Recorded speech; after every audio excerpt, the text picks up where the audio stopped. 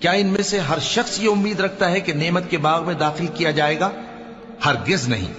ہم نے ان کو اس چیز سے پیدا کیا ہے جسے یہ جانتے ہیں۔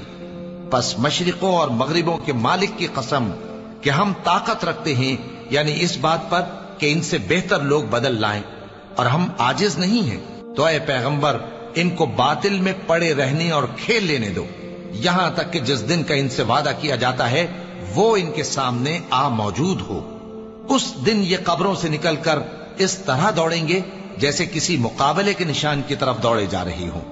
ان کی آنکھیں جھک رہی ہوں گی اور ذلت ان پر چھا رہی ہوگی۔ یہی وہ دن ہے جس کا ان سے وعدہ کیا جاتا تھا۔